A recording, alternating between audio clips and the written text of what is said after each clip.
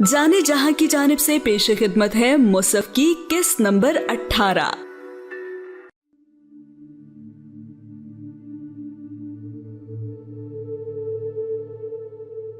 कितने दिनों बाद आज वो शाम की चाय सर्व करने ट्रॉली धकेलती बाहर लाई थी।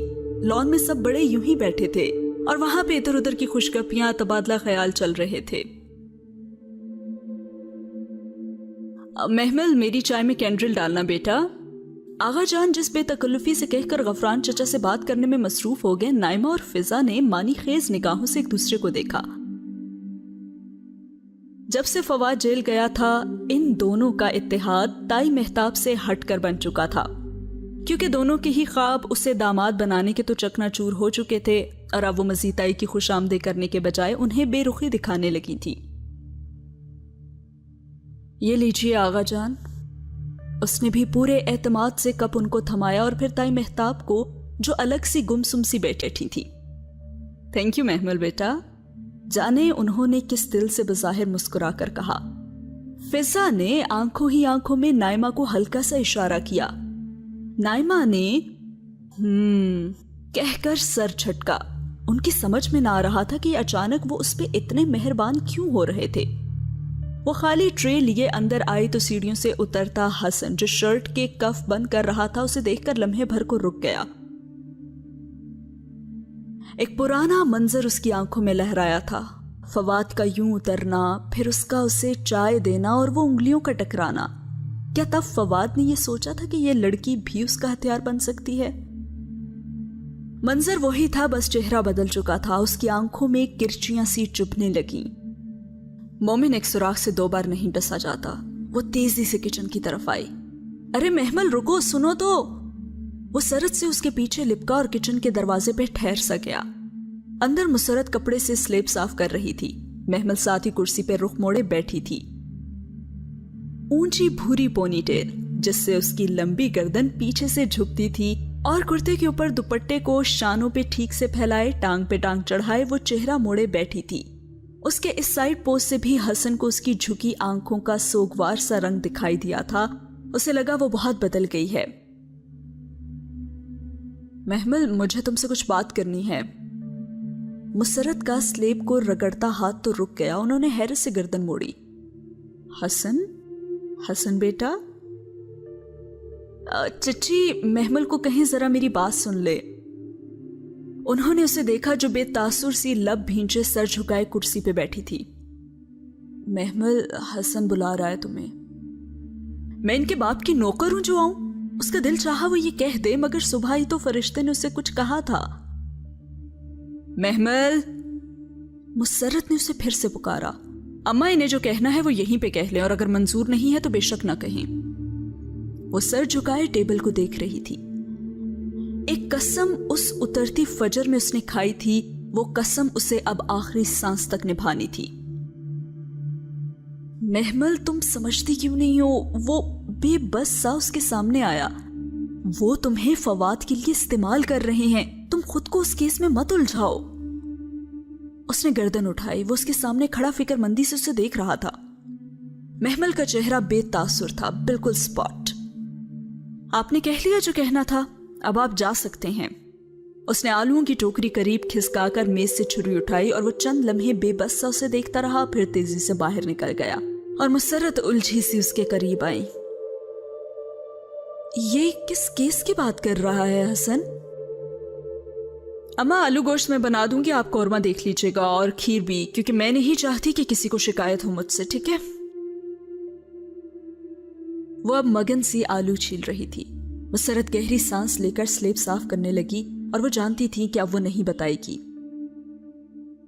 और वो आलू छीलते उस अजीब बात को सोच रही थी जो सुबह उसको फरिश्ते ने कही थी, जब वो रिश्तेदारों और यतीमों के साथ हुस्ने सलूक की आयतें पढ़कर तड़प गई थी और पूछा था कि ये जो लोग यतीमों का माल खाते हैं उनके लिए क्या सजा बताई गई है। फरिश्ते ने उसे कुछ यूं जवाब दिया था, यतीमों से पहले कराबतदारों का जिक्र है महमल। फिर महमल ने जवाब दिया, मैं और मेरी अम्मा जैसे इन कराबतदारों की खिदमत करते हैं ना, आप सोच भी नहीं सकती। तो इस खिदमत का कभी तुमने उनको एहसास दिलाया? اماں تو کچھ نہیں کہتی مگر میں ادھار رکھنے کے قائل نہیں ہوں. وہ ایک کہیں تو میں 10 سناتی ہوں, ایک ایک آئٹم گنواتی ہوں جو میں نے بنایا ہوتا ہے. اس نے فخر سے کہا اور پھر فرشتے کا سنجیدہ چہرہ دیکھا تو لگا کہ اس نے کچھ غلط کہہ دیا ہے. یعنی سب کیا کرایا ملیا میٹ کر دیتی ہو, یہ تو ان پہ ظلم ہے. ظلم؟ میں ظلم کرتی ہوں ان پہ؟ وہ شاکڈ رہ گئی. فرشتے نے بہت ہی خوبصورت جواب دیا. تم جانتی ہو کہ ظلم کی کیا تعریف ہوتی ہے؟ کسی کے حق میں کمی کرنا. جو تم 1 کے برابر 1 سنا دیتی ہو اس سے تو تم بدلہ لے لیتی ہو, مگر جو تم 9 اوپر سناتی ہو وہ زیادتی ہے, اس کے حق میں کمی ہے. واہ. اور وہ جو مجھے بول دیتے ہیں میں انہیں کچھ نہ کہوں, ایک بھی نہ سناؤں انہیں میں. تم اگر انہیں سنا دو گی تو سب برابر کر دو گی, پھر تم ان کے کیے کا شکوہ کسی سے کرنے کی حقدار نہیں ہوگی. معاف کر دیا کرو, اور جانتی ہو معاف کرنا کیا ہوتا ہے؟ اس کا سر خود بخود نفی میں ہل گیا. اس کو دکھ نہ دینا جس نے آپ کو دکھ دیا ہو, ان کو ان کے رویے کا احساس تک نہ دلانا, کچھ نہ بتانا, یہی تو معاف کرنا ہوتا ہے. تم معاف کر دیا کرو, صبر کیا کرو. ساری زندگی صبر ہی تو کیا ہے میں نے فرشتے. وہ صبر نہیں ہوتا جو تم کرتی ہو. صبر وہ ہوتا ہے کہ اگر سر پہ بھاری پتھر بھی لگ جائے تو لبوں سے اف تک نہ نکلے. صبر وہ ہوتا ہے جو تمہاری ماں کرتی ہے محمل. اچھا تو پھر احسان کیا ہوتا ہے؟ احسان وہ ہے جو صبر اور معاف کرنے کے بعد ان کے برے رویے کے جواب میں بہت اچھا رویہ دینا. لیکن فرشتے میں ہی کیوں کروں یہ سب, وہ کیوں نہیں کرتے؟ رشتہ داروں کے ساتھ ویسے ہی رویہ رکھنا چاہیے جیسا وہ ہمارے ساتھ رکھتے ہیں بس. محمل, مگر رسول اللہ صلی اللہ علیہ وآلہ وسلم تو کہا کرتے تھے کہ بدلے کی صلح رحمی کرنے والا صلح رحمی نہیں کرتا. محمل, اس پہ تو آپ کو اجر ہی نہیں ملے گا. اجر تو تب ملے گا جب آپ برے کے جواب میں اچھا کریں گی. تم انہیں معاف کر دو اور اپنا حق اللہ سے مانگو. لیکن انہوں نے تو میری ساری جائیداد بھی کھا لی ہے فرشتے. ابا ساری پراپرٹی میرے نام کر گئے تھے اور انہوں نے سب کچھ چھین لیا مجھ سے. بہت غلط کر گئے تھے. پھر انہیں تو حق ہی نہیں تھا کہ ساری پراپرٹی وصیت کرتے.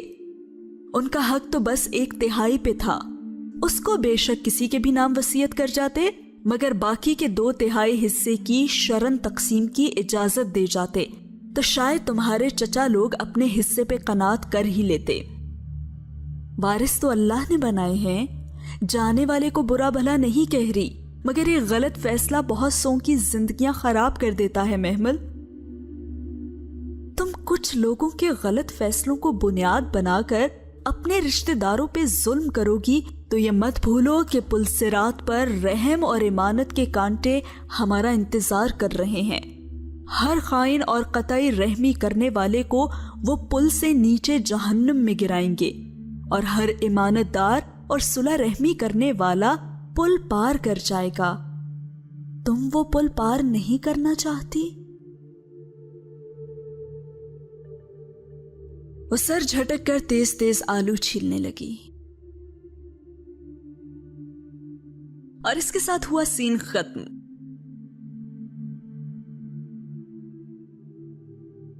اگلے سین میں محمل کچھ بہت ہی عجیب سوالات میڈم مصباح سے کر رہی ہوتی ہے. میڈم, مجھے ایک بات پوچھنی ہے آپ سے. اس روز کلاس کے بعد میڈم مصباح کے پاس وہ گئی تھی. جی جی ضرور پوچھئے. میڈم بہت توجہ سے اس کی طرف پلٹی تھی. وہ میم, مجھ سے نماز نہیں پڑھی جاتی, تو خیر ہے نا اگر میں نہ پڑھوں تو؟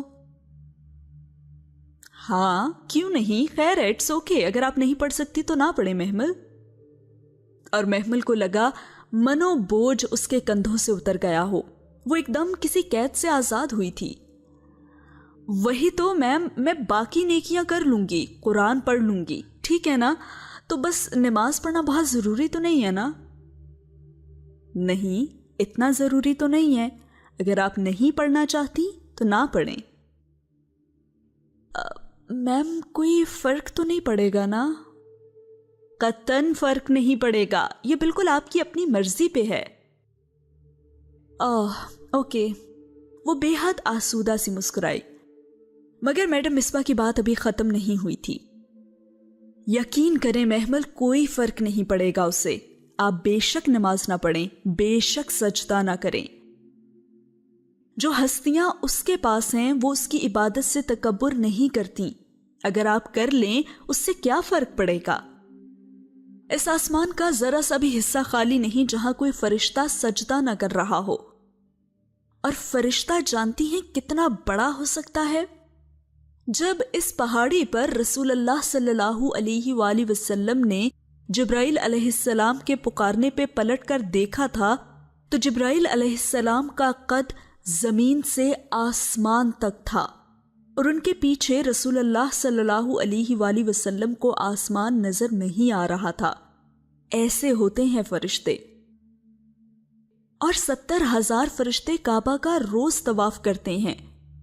یہ تعداد عام سی لگتی ہے، مگر جانتی ہو جو 70,000 فرشتے روز طواف کرتے ہیں ان کی باری پھر قیامت تک نہیں آئے گی۔ اس رب کے پاس اتنی لاتعداد ہستیاں ہیں عبادت کرنے کے لیے، آپ نماز نہ بھی پڑھیں تو اسے کیا فرق پڑے گا؟ میڈم مصباح جا چکی تھیں اور وہ دھواں دھواں چہرے کے ساتھ کتابیں سینے سے لگائے ساکت سی کھڑی تھی۔ اس کو لگا وہ اب کبھی نماز نہیں چھوڑ سکے گی۔ شام میں اس نے بہت اہتمام سے عصر پڑھی، پڑھ کر لاؤنج میں فون سٹینڈ کے ساتھ بیٹھی ہی تھی کہ نادیہ کو فون کرے۔ نائمہ چچی ماز کو کان سے پکڑے بے بسی سے ڈانٹ رہی تھی اور وہ کان چھڑا کر جھپاک سے منہ چڑھاتا بھاگ گیا تھا۔ اف، اتنا شیطان ہو گیا نا یہ لڑکا، کیا کروں میں اس کا؟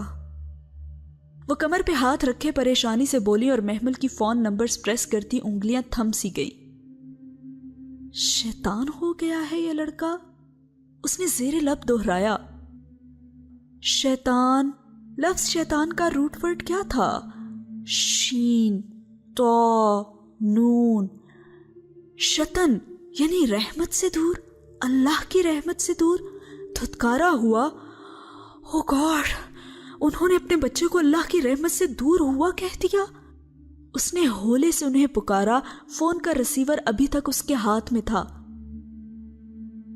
ہاں، نائمہ چچی نے پریشانی سے چونک کر اسے دیکھا۔ ماس کو شیطان تو نہ کہیں چچی، اللہ نہ کرے کہ وہ شیطان ہو، شیطان تو اللہ کی رحمت سے دور ہونے کو کہتے ہیں۔ اچھا بس کرو، 2 سپارے کیا پڑھ لیا، اب ہمیں سکھاؤ گی؟ ہاں، اس کا تو قبلہ ہی بدل گیا ہے۔ وہ استہزائیہ کہتی باہر نکل گئی اور وہ جہاں تھی وہیں سن سی بیٹھی رہ گئی۔ صبح ہی تو دوسرے سپارے کی پہلی آیت پڑھی تھی کہ عنقریب وہ بے وقوف لوگ کہیں گے کہ ان کو ان کے قبلے سے کسی نے پھیر دیا ہے۔ ان کا تو قبلہ ہی بدل گیا ہے، وہ تکرار اس کے ذہن میں گونج رہی تھی۔ بہت پہلے ملنے والی وہ سیاہ فام لڑکی ایک دم اسے یاد آئی تھی۔ اس میں تمہارا ماضی ہے، حال ہے اور مستقبل لکھا ہے محمل۔ ہاں، وہ ٹھیک کہہ رہی تھی۔ اور اس کے ساتھ ہی یہ سین ہوا ختم۔ اگلے سین میں وہ سر جھکائے خاموشی سے برتن دھو کر ریک میں لگا رہی تھی۔ دھلی پلیٹوں سے پانی کے قطرے ٹپ ٹپ گر رہے تھے، اس کے ہاتھ سست روی سے کام کر رہے تھے اور وہ کچن میں اکیلی تھی۔ اماں جانے کہاں تھی اس کی؟ باقی لوگ تو کام کے وقت کچن میں آنا مزاج کے خلاف سمجھتے تھے، مگر خیر اس نے سر جھٹکا۔ وہ اب کوشش کرتی تھی کہ ایسی سوچوں کو دل میں جگہ نہ دے۔ ہاں، اب اسے محسوس ہوتا تھا کہ اس نے اپنے بدصورت رویے سے اپنے اور ان کے درمیان فرق نہ رکھا تھا۔ پہلے وہ ہر چیز اس دنیا میں برابر کرنے پہ تلی تھی اور اب اس نے صبر کرنا شروع کر دیا تھا۔ زندگی ویسے بھی اب ٹف ہو گئی تھی۔ اب مسجد کی ٹیچرز نے اسے دیر سے آنے پہ الٹیمیٹم دے دیا تھا۔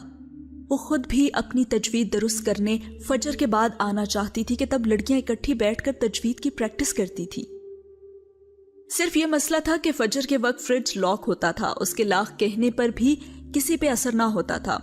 اس کے پاس اپنے ناشتے کے پیسے نہ تھے، یا تو وہ ٹرانسپورٹ کا کرایہ ادا کرتی یا اپنا ناشتہ لا کر رکھتی۔ ناشتہ قربان کر کے اس نے وین والے کو فیس دے دی، اور روز صبح تہجد پہ اٹھ کر وہ آدھا گھنٹہ اپنا ہوم ورک کرتی، پھر فجر پڑھ کر نکل جاتی۔ عصر کے قریب اس کی واپسی ہوتی۔ ہمارے بزرگ کہا کرتے تھے، علم فکر و فاقے کے بغیر نہیں آتا، اور ہاں وہ ٹھیک ہی کہتے تھے۔ اس نے آخری پلیٹ ریک پہ رکھی، ٹوٹی بند کی اور ہاتھ خشک کرتی اپنے دھیان میں پلٹی ہی تھی کہ کچن کے کھلے دروازے میں کسی کو کھڑا دیکھ کر ٹھٹکی اور پھر دوسرے ہی پل ساکت رہ گئی۔ کیسی ہو پارٹنر؟ فواد سینے پہ ہاتھ باندھے مسکراتے ہوئے اسے دیکھ رہا تھا۔ وہ بنا پلک جھپکے اسے دیکھتی گئی۔ یہ کب واپس آیا؟ تم مجھے بہت یاد آئی محمل، میں ایک بہت بڑی سازش کا نشانہ بنا ہوں۔ اماں اماں! وہ ایک دم بلند آواز میں پکارنے لگی۔ خون ابلنے لگا تھا، اسے محسوس ہوا اس کا جسم کپ کپا رہا تھا۔ کیا ہوا؟ مسرت بوکھلا کر اندر آئی اور پھر فواد کو دیکھ کر چپ سی رہ گئی۔ فواد بیٹا تم؟ چاچی! وہ ان کی طرف بے قراری سے پلٹا۔ میرے ساتھ بہت بڑی سازش ہوئی ہے، یہ سب اس ASP کا کیا دھرا ہے۔ میں بھلا محمل کے ساتھ ایسا کر سکتا ہوں؟ کیوں محمل تم؟ وہ اب اس کی جانب مڑا تھا۔ تم جانتی ہو نا میں بے قصور ہوں۔ ریکارڈنگ جو انہوں نے تمہیں سنوائی وہ ان کے کسی فنکار کی تھی۔ ہم ان پولیس والوں کو بھتہ نہیں دیتے، اس لیے انہوں نے ایسا کیا۔ تم یاد کرو، تم نے خود کہا تھا کہ تم سائن کروانے چلی جاتی ہو۔ میں نے اگر سودا کیا ہوتا تو میں تمہیں مجبور کرتا؟ ہاں بولو۔ وہ ایک دم چونکی۔ وہ ٹھیک کہہ رہا تھا، مگر لیکن آپ نے مجھ پہ الزام لگایا ہے کہ آپ نے مجھے رنگے ہاتھوں۔ اس سے آگے بولا نہیں گیا۔ وہ سب تو مجھے ASP نے رات کو کہا تھا کہ میں تمہارے اور اس کے درمیان آنے کی کوشش نہ کروں۔ بھلا بتاؤ میں ایسا کر سکتا ہوں؟ اور پھر مجھے ہی یقین آ گیا کہ تم جیسی با کردار اور پارسا لڑکی ایسا نہیں کر سکتی۔ میں پورے گھر کے سامنے تمہارے کردار کی قسم کھانے کو تیار ہوں۔ چاچی آپ تو میرا یقین کریں۔ وہ بے بس سا مسرت کے پاس جھکا اور ان کے دونوں ہاتھ پکڑ لیے۔ یقین کریں کہ میں نے کچھ نہیں کیا، لیکن اگر آپ سمجھتی ہیں کہ محمل میری وجہ سے بدنام ہوئی ہے تو میں محمل سے شادی کرنے پہ تیار ہوں۔ آپ جب کہیں آغا جان دھوم دھام سے محمل کو اپنی بہو بنائیں گے۔ آپ ہاں تو کریں چچی، اور ایک دفعہ محمل سے میری شادی ہو جائے پھر ہوگی کسی کو پورے خاندان میں ہمت کہ وہ محمل پہ انگلی اٹھا سکے؟ ہم ہر وہ انگلی کاٹ دیں گے، اللہ گواہ ہے چچی، ہم ایسا ہی کریں گے۔ فواد تم سچ کہہ رہے ہو؟ فرتے جذبات سے مسرت کی آنکھوں سے آنسو ابل پڑے۔ وہ جو ساکت سی سلیب کا سہارا لیے کھڑی تھی ایک دم بھاگتی ہوئی باہر نکل گئی۔ اس نے رات کا کھانا نہیں کھایا، بس سر منہ لپیٹے پڑی رہی۔ باہر سے چہل پہل کی آوازیں آ رہی تھیں، ہنسی مذاق، باتیں، شور، ٹہکہے، دعوت کی طرح کا سما تھا۔ اشتہا انگیز کھانوں کی مہک اس کے کمرے تک آ رہی تھی، مگر اس کا کسی چیز کے لیے دل نہ چاہ رہا تھا۔ وہ دیر تک چھت پہ گھومتے پنکھے کو دیکھتی رہی۔ تینوں پر گول گول گھوم رہے تھے، بار بار ایک ہی مدار کے گرد چکر کاٹتے، آخر میں وہیں پہنچ جاتے جہاں سے چلے تھے، اور وہ بھی وہیں پہنچ گئی تھی۔ اور اس کے ساتھ ہی ہوا سین ختم۔